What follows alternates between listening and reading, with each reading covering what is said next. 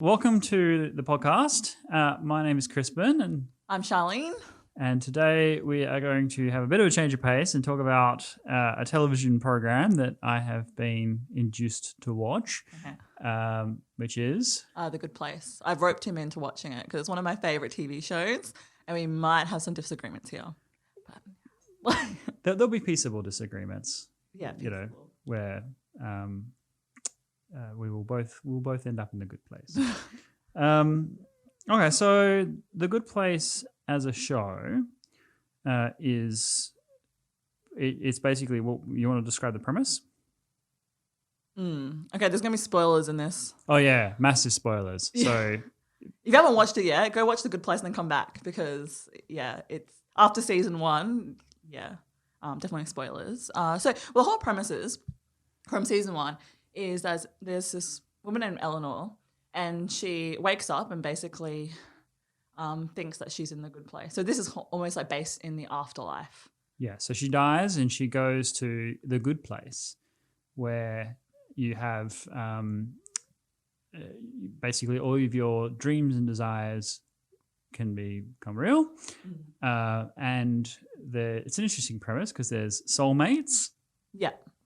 So basically, the first thing is she wakes up, she gets told she's in the good place, and that she has a soulmate who she's introduced to called Chidi, and you spend eternity with your soulmate, and you get into the good place by accumulating a large number of points for all of the good deeds that you've done during the course of your life. But there's this one problem. Yeah, so the one problem is in episode 1 is that there's a host called Michael who's like in charge of the good place, and then Michael presents Eleanor like all her life on a reel, and she quickly realizes that the Eleanor that Michael perceives who she is not actually the person that she was on Earth. She thinks that it was a mistake for her to be at the good place.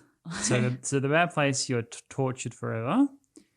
And the good place is this wonderful place of peace and joy. So she all she wants to do is to remain in the good place, knowing that there's been a mistake. So she ropes Chidi into helping her conceal the fact that she has been put there by mistake, but also to hopefully morally improve her so that she can fit in and maintain the subterfuge. And so the main underlying theme of the show, which I do really like, is it's a sitcom, it's a comedy, it's supposed to be a barrel of laughs, but they test out different types of philosophy. So Chidi is a moral philosophy professor in life, and so he turns this into a series of lectures on different philosophers, Aristotle, Plato, Nietzsche, and so on, to kind of describe what is the right thing to do in any situation and the appropriate motivations for doing it. So that's the premise of the show, which I think is really clever. And in fact, I might start with describing all the things I really liked about the show. So the first thing I really like about the show, as I said, is the premise. I'm always willing to give points to something that is highly creative and hasn't been done before.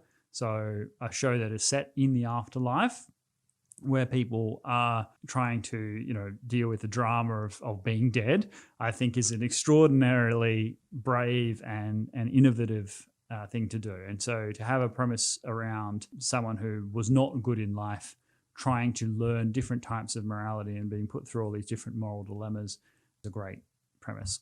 I think that the creativity in the production design was excellent. So all of the different random things that happen, because there's no, you're in an afterlife, a lot of things will happen that just could never happen in normal day. It's like having a dream, all kinds of random stuff happens. And so this happens all the time in the good place. And so the creativity of the design and the skill at which it's filmed and the pacing of the show is actually all really good, given it's an experimental premise. So that is great. The other thing that I would put in both the good category and the bad category is diversity. So there's a way to do diversity right, I think, in shows, and there's a way to do diversity wrong. And almost uniquely in any show that I've seen, they manage to do both, right? So the way to do diversity right, in my opinion, so it's a very diverse cast, and we'll talk about it, is to have their skin color and their background be basically the least interesting thing about the character, right? So This wonderful phrase from old Star Trek where Patrick Stewart, cast as Jean-Luc Picard in one of the Star Treks, and Gene Roddenberry, the creator, is asked by someone, surely they will have cured baldness by the 24th century. And Gene Roddenberry says, in the 24th century, they won't care, right? It's like, it's not important, okay? And so if you want to have a diversity in the cast, make it not about their diversity. And secondly, it's really helpful if it's in line with the setting of the show. So a show about, and this is really easy to do, mostly in science fiction, so the future, or in some kind of bizarre fantasy, such as this show, where everybody obviously dies. So everyone dies, ergo, it doesn't matter what race you are, you're all going to die. And therefore, it makes sense to have people of diverse backgrounds appear in a place where people are dead. And also the show, and this is where we start to give away some spoilers, they specifically set it up so people were as different from one another as humanly possible. Ergo, it's not only makes sense, but it's actually a really good idea to have people of wildly different backgrounds. So Eleanor is this sort of white American.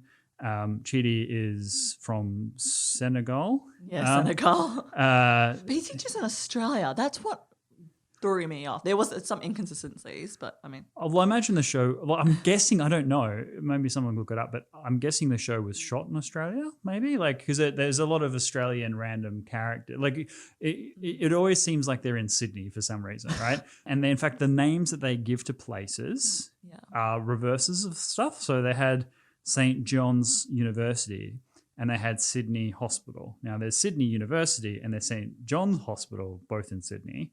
Okay. So I'm pretty sure they just shot the show in Sydney, and it was just that's why. That's what I'm guessing. But anyway, so I could be wrong. Someone looked that up. They had Chidi Ngoye, who's from Senegal. They had Tahini, who was from Pakistan. Yeah. And they had Janyu, who is my least favorite character by a long way. He's from Florida. He's from Florida, but his Taiwanese background. That was he was a waste of airtime. And so the show like had this diversity, and they set them up as soulmates. So Eleanor from America was apparently the soulmate of Chidi. Yeah. And Tahini, this socialite, super rich kind of British aristocrat, the Pakistani background, was with this secret monk who had taken a vow of silence from Taiwan, but none of these people are exactly as they seem. So that was done right. That was a really great way, and having them done by examples. So the fact that they were of different races and genders and backgrounds and so on was not important relative to the fact that the characters by and large were well drawn. The way they did diversity in that way was excellent. The comedy was pretty good. I laughed enough for a sitcom. Like the jokes were clever. The people really sold their roles. So the actors were all excellent. And the direction of the show was quite well done, at least certainly in the first season. So yeah, what about you? What are you? My point of view. Okay. Yeah, what are the best things about it? It's been a while since I actually watched The Good Place, but what I liked about it, like in general, was its take on addressing something so deep and meaningful, like what is constituted as good and bad, in a fun way. So often I see sitcoms typically are so, I don't know, I feel like they're so short-sighted. Like there's always, they say this joke here and there and it's not really that funny, but they add a laugh track in it. Whereas The Good Place actually has some meaning, some heart, unpacking philosophy in an entertaining way because it's meant to be a comedy. And I find myself, questioning, like, yeah, these people are so ridiculous, but I can kind of see some of the traits in myself in these characters. So that's like the biggest thing, that stood out for me. And I mean, you don't like Janyu, but I actually really adore Janyu as a character. And yes, he doesn't contribute to. His name's not Janyu. His name is Jason Mendoza. Yeah, okay. I don't know what he's doing. Okay, we go to Jason Mendoza. Janyu is the monk he has been pretending to be. Yeah. Okay. Yeah, Jason Mendoza, and I don't know. I adore it because he's Taiwanese. In the first few episodes, he's like completely silent. Which was the best episodes with him in it, I must say.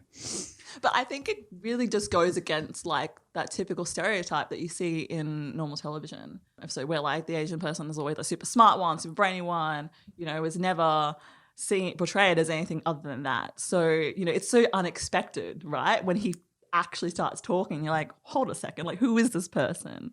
And then again, in questions like, you can't judge a book by its cover. Like, you're like, wow. And then you become more invested in these characters. And yes, he didn't build typically through, like, he didn't develop the story. In 4 seasons, he contributed nothing to the plot. Actually, he's very lovable. He reminds you that it's a comedy because when it gets super dark and serious, he just pops out of nowhere and you're like, okay, it's all good. Oh. Yeah, and then I also enjoyed their development. So throughout each season, the first season, obviously, they thought they were in the good place. They discovered they were in the bad place and trying to figure out, how they got here and like why they got there. And then I think the third season, they go back to Earth to find out, how they can become good and actually get into the good place. And then the fourth season goes into them actually going into the good place.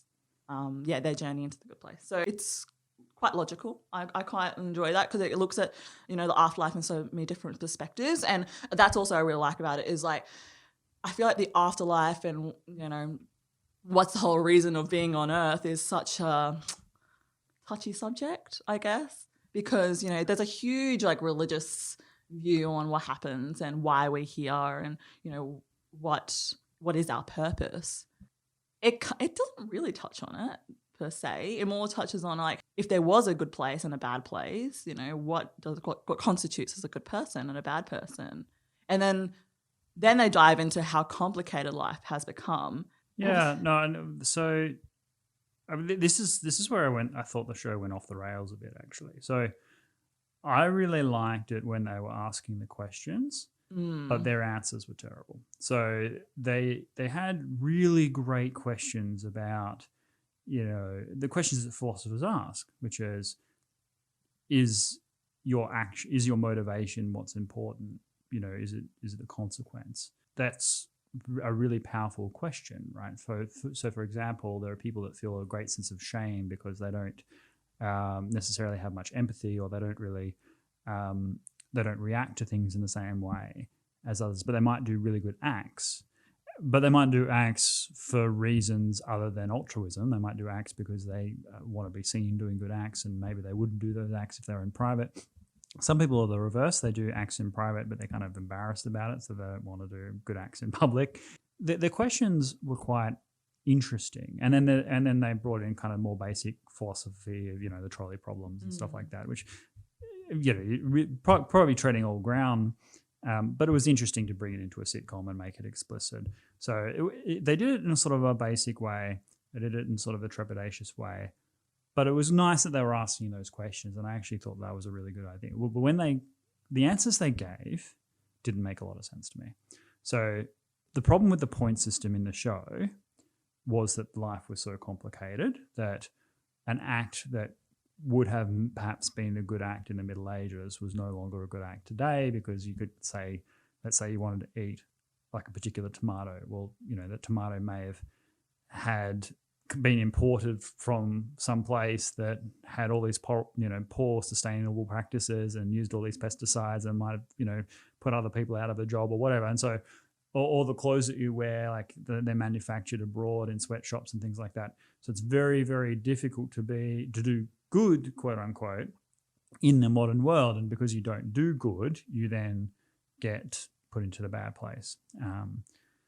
And I thought that was just a silly argument for starters. Like, I thought that you can't judge anyone based on the ultimate good effect that are many concentric circles away from the individual. So if the show was about the fundamental illogical nature of the entire premise of a point system, that would have been one thing.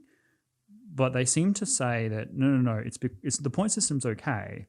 It's the fact that we are in a complex world.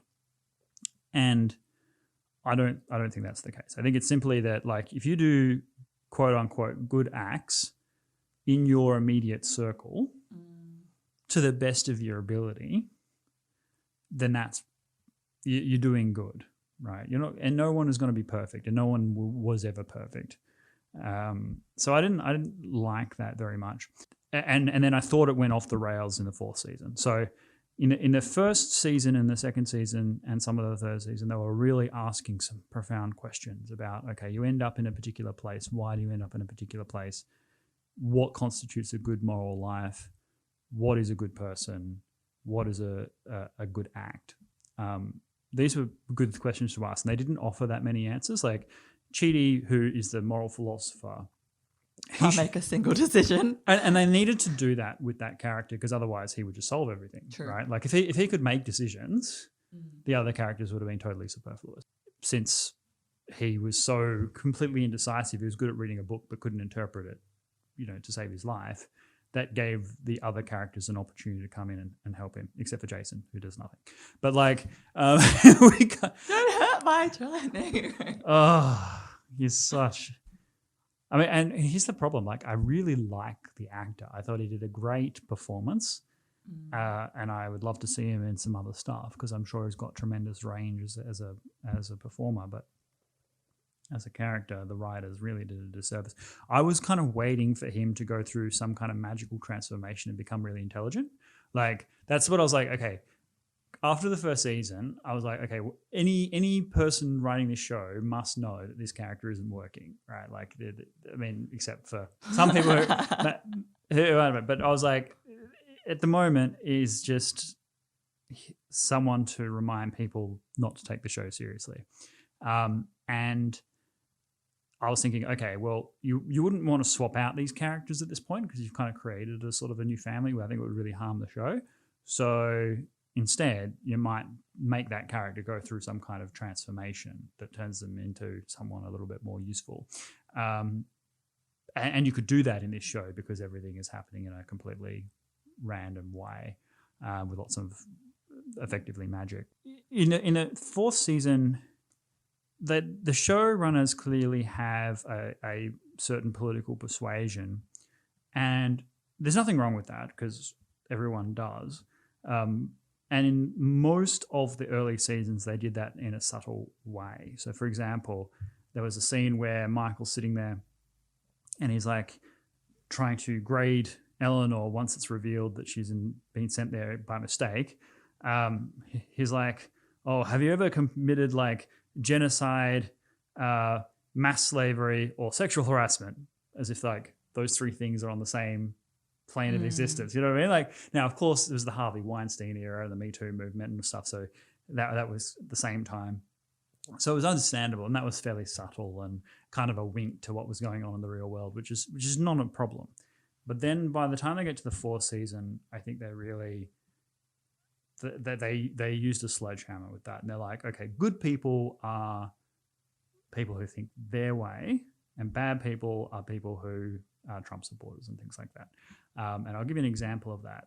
So in the fourth season, they have to train basically a bunch of new people to be good, right? Because they've kind of selling the judge on the fact that the point system isn't working. It's kind of rigged against people. And what matters is individual improvement. And if individuals can improve in the right circumstances, then the point system needs to be reworked. Is that a fair characterization of the... Yeah. Yep.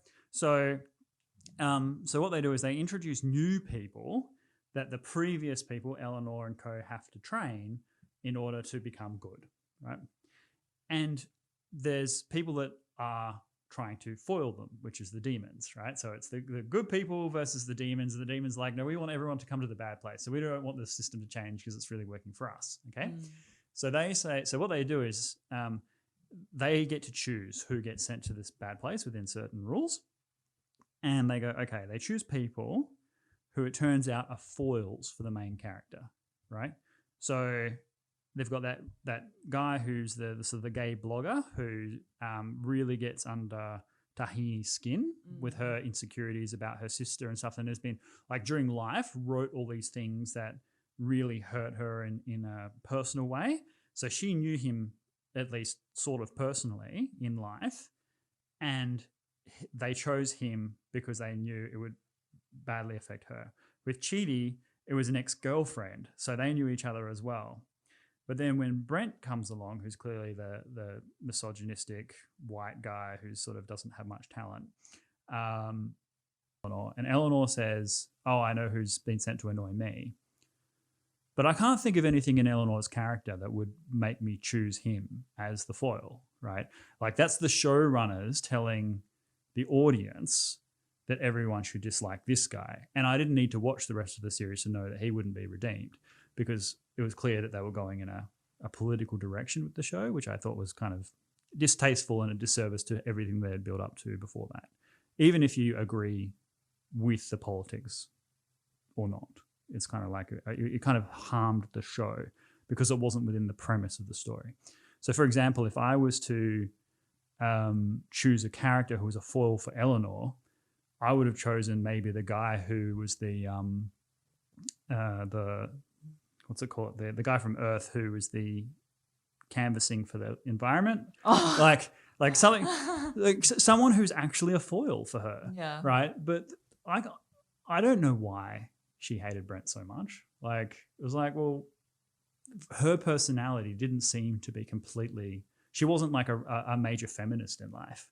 You know, she wasn't there campaigning against people who are in places of privilege and you know, like, that wasn't who she was. So when he's like, "Oh, I know who's been sent to annoy me," I'm like, no, that's the showrunners telling us who's been sent to annoy the audience. Yeah, it was more the audience. And so, and that was a very unsubtle change in direction. I was like, okay, well, now this is about domestic politics in the United States. It's not about the premise of the show of universal truths about human nature and human connectedness. And it was also when they started to do diversity really badly. So, for example, to do diversity badly is to rely on tropes where you set up a hierarchy. And in the show, there is literally no major character of any kind recurring over the course of more than, say, a couple of episodes who is a white male who is not either a demon or worse. Like, and in fact, the morality of the characters, the main characters, are inversely proportional to their skin color. So Chidi, the very dark guy from Senegal, is the moral philosopher, and he's clearly the best guy out of them. His only problem is that he can't make decisions. So he's been sent to hell because he can't make a decision, right? But that is literally the worst thing about him, right? Then you've got Tahini, who spent her life doing extraordinarily good works all her life, but she just happened to do it because she was jealous of her sister. So her motivation was slightly tainted, but she's like a little bit lighter. And then you've got Jason Mendoza, who was a criminal, right? And then you've got Eleanor, who was just like the worst, right? Total fraud in pretty much every way. And then you've got Michael, who's a demon, who's like the reformed demon. And then you've got Sean, who's the leader of hell. And then you've got, like, there's no... But the judge was pretty... the judge was a dark woman. Yeah. She actually announces, "Oh, I'm black," apparently, when she comes back from Earth, right? So... And then the white woman, Mandy, who's like Mindy. Oh, the middle play. Oh, the Yeah, medium place. Like, Forgot about that. So it's actually quite a racist show. Like, I mean, I don't like to say it like that, but it does make out the straight white male to be the demons or worse, and Brent, of course, exhibiting that. There are two white male characters in the show that I can think of as being not evil, like very minor characters. There's the guy I mentioned, the environmental thing dude. He seemed just like a regular boy. And there is Red Boots guy, the guy with the big red boots. That Chidi is. Yes. That's the other one. Those are the two characters that I could see in the entire show who were white males who were not demons or something worse than demons. So I just found that really disappointing, to be honest. I was just like, come on, we're trying to talk about universal stuff, but then it was like, no. To be a good person, you basically need to think the way that the showrunners think, and that was anti-diversity in a way. I never really looked at The Good Place like that, the color of their skin. I didn't really pick that up. I was like, oh, okay, cool. He's from Senegal. Like, that's interesting. And like from Pakistan, like, I never really see these kind of like ethnicities represented in a show. So I was like, oh, that's cool. Like, oh, that's great. And it was great to have them as positive. Like, as I said, the diversity done right is for the skin cut, for you not to think about it. If you're not thinking about it, then that's good. That means that racism is not an issue in the show, and it's not an issue for the audience, and they're portrayed as role models that can be followed or can be learned from, irrespective of their race and background. There's a universal human connection between them. So that was right. It was the show that went in a different direction that made these things more obvious.